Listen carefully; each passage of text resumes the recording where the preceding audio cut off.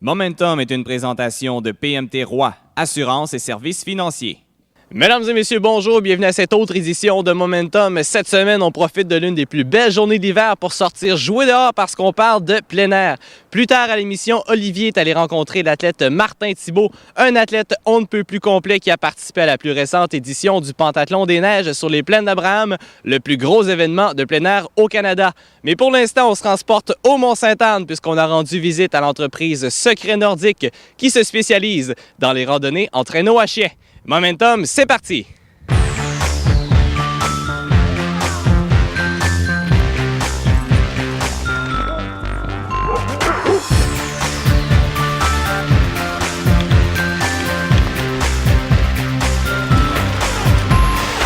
Parlez-moi de votre entreprise, les Secrets Nordiques, c'est à Beaupré. Les Secrets Nordiques, on est installés directement sur le site du Mont-Sainte-Anne depuis 2001. Et puis, on offre des initiations traîneau à chien pour tout le monde qui veut essayer ça. Simplement avoir besoin d'avoir 4 ans et plus. On a d'autres activités complémentaires aussi. Tout un volet de ski jogging, parce que les gens viennent avec leur ski pour être tirés par un de nos chiens nordiques ou encore un programme pour que les gens viennent essayer de faire du ski jogging avec leurs chiens domestiques et avec des chiens qu'on a pour donner l'exemple à leur propre chien. Vous dites que c'est pour tout le monde. Est-ce que ça prend un certain niveau de formation avant de partir en randonnée? On a 2 possibilités de participer à l'activité, la plus populaire, qui est une activité de 2 heures. La plupart des gens vont choisir de conduire leur propre traîneau. Ils sont 2 personnes par traîneau. Ou encore, pour les gens qui le voudraient, ils ont possibilité de réserver pour être avec un guide. Alors, un invité plus un guide dans un traîneau. Sinon, la plupart des gens vont préférer conduire leur propre traîneau. Puis il y a toujours des guides, évidemment, avec eux, mais les guides sont dans un autre traîneau. Est-ce qu'on parle d'une activité où est-ce que la condition physique est sollicitée chez les gens qui conduisent les traîneaux? C'est pas une activité qu'on peut dire exigeante physiquement. C'est vraiment d'une faible intensité comme telle. Mais par contre, ce qu'il faut comprendre, c'est qu'on a accès à tout un vaste réseau de sentiers qui sont d'indices de difficultés différents. Alors, les guides sont capables de choisir le sentier en fonction de ce que les invités ont le goût de vivre comme tel. On a accès à des grands champs. Alors, à ce moment-là, pas d'obstacle. C'est parfait pour se promener avec les familles quand on a beaucoup d'enfants. Les enfants peuvent conduire avec les parents, debout sur les patins à l'arrière, parler eux-mêmes aux chiens, faire partir les chiens à leur signal, etc. Mais on a également des sentiers un peu plus sportifs, à flanc de montagne, parce que là, ceux qui veulent se donner la peine d'aider les chiens pour monter les côtes peuvent profiter de descentes rapides. Donc, quand on prend un niveau sportif, c'est pas strictement les chiens là, qui font le travail? Non. Une équipe de traîneau, c'est toujours 6 canins et 2 humains. Alors, les gens qui veulent absolument rien faire, c'est pas la place pour. Alors, les chiens, eux, aiment ça bien sentir qu'on est avec eux, qu'on participe, qu'on aime l'effort qu'ils mettent. Et puis, souvent, le chien de tête va se retourner pour voir les gens qui sont derrière le traîneau. Est-ce qu'ils font leur part du travail comme tel? Alors, c'est vraiment un travail d'équipe. Quel genre de relation, justement, les chiens bâtissent avec les clients qui viennent vous voir? Surprenamment, ça, c'est un commentaire que les gens nous répètent souvent, qu'on entend de manière récurrente. Les gens sont vraiment surpris que les chiens les écoutent eux. Alors, nous, les guides, quand on est sur le sentier, on va s'adresser aux conducteurs des traîneaux pour que ces personnes-là donnent les directives aux chiens directement. Comme ça, on reste vraiment dans le concept de hiérarchie que les chiens connaissent. C'est leur manière de décoder notre comportement. Et puis, ils comprennent, les chiens écoutent très bien les conducteurs. Est-ce qu'on retrouve des chiens avec différents types de caractères ici? Est-ce qu'un chien qui est plus leader va vraiment leader le traîneau? Un chien qui est plus suiveux, si on veut, va rester derrière puis suivre les indications du chien devant? Tout à fait. Oui. Tout à fait.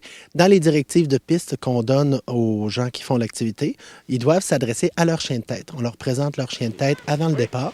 Puis eux, en nommant leur chien de tête pour chacune des commandes qui s'adressent à l'équipe des chiens, eh bien, ils vont, dans le fond, mettre son rôle en évidence puis renforcer son caractère hiérarchique.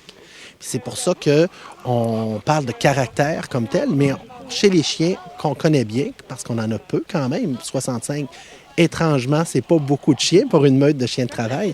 On va plus parler de personnalités variées. Alors, tout ce qu'on connaît chez nous de concepts de leadership et de différentes personnalités entre les humains, nos amis, les gens qu'on connaît, etc., les jeunes, les moins jeunes, etc., mais on retrouve ces relations-là chez les chiens également. Vous me parlez que vous avez une soixantaine de chiens, vous connaissez les noms de chacun d'entre eux. Votre relation avec vos chiens, ça ressemblera à quoi? Dans le fond, c'est comme nos chiens de maison. Alors, la relation qu'on a avec eux, c'est un peu comme un professeur avec des étudiants. Les étudiants, on les aime, on veut qu'ils réussissent le mieux possible leurs études, etc. C'est une image qu'on utilise. Et bien, de cette manière-là aussi, chaque chien a une manière différente de comprendre. Chacun a sa personnalité. C'est important pour nous de bien les connaître pour que le chien, dans le fond, puisse développer son plein potentiel. Est-ce qu'il y a un gros travail d'entraînement à faire avec les chiens? Ça serait malhonnête de ma part de vous dire qu'on fait tout le travail et qu'on leur montre pas à pas comment faire, parce qu'il y a vraiment une synergie de meute. Et puis, les jeunes chiens veulent vraiment imiter les autres chiens. Et un nouveau chien qui n'a jamais tiré un traîneau, quand on attend qu'il soit suffisamment mature pour débuter l'activité, ça lui prend, on ne le dira pas trop fort, mais ça lui prend 10 minutes à tout comprendre. Juste parce qu'il va vraiment se forcer pour imiter les autres chiens et puis pour faire partie, dans le fond, de l'équipe. Est-ce qu'un chien traîneau va avoir une longue carrière? Les chiens, nous, c'est tous des chiens qui sont nés chez nous. On commence, dans le fond, à les socialiser dès qu'ils sont bébés. Ils passent à travers de nombreuses mains, comme telles. Mais on attend que le chien soit assez mature vers l'âge de 1 an, préférablement 1 an et demi, avant de commencer sa carrière sur le sentier. Parce qu'à ce moment-là, le chien est assez mature pour comprendre que c'est du sérieux sur le sentier, puis c'est un privilège de se retrouver là. C'est pas la place pour ceux qui seraient un petit peu trop joueurs, etc. Ils se le feraient dire par les autres chiens assez rapidement. Puis, c'est pas très exigeant physiquement le travail que les chiens font pendant une sortie. Alors, nos chiens peuvent travailler jusqu'à l'âge de 11 ans, souvent jusqu'à l'âge de 12 ans. Puis leur espérance de vie, comme les chiens de maison, est à peu près 12 à 13 ans. Vous me dites que c'est pas trop exigeant. Est-ce que c'est parce que ces chiens-là sont plus forts que d'autres types de chiens? C'est sûr qu'au niveau de la génétique, c'est vraiment un animal de travail. Okay? Alors ça, il est adapté pour la vie en plein air. Il y a une constitution qui est faite pour courir pendant longtemps, un peu sur le modèle des loups, etc. Par contre, c'est pas très exigeant physiquement parce que c'est de la balade qu'on fait avec les chiens. Les chiens sont les vedettes de l'activité et puis ils sont pas là pour traîner nos carcasses le plus vite et le plus longtemps possible. C'est pas de cette manière-là qu'on présente l'activité aux participants.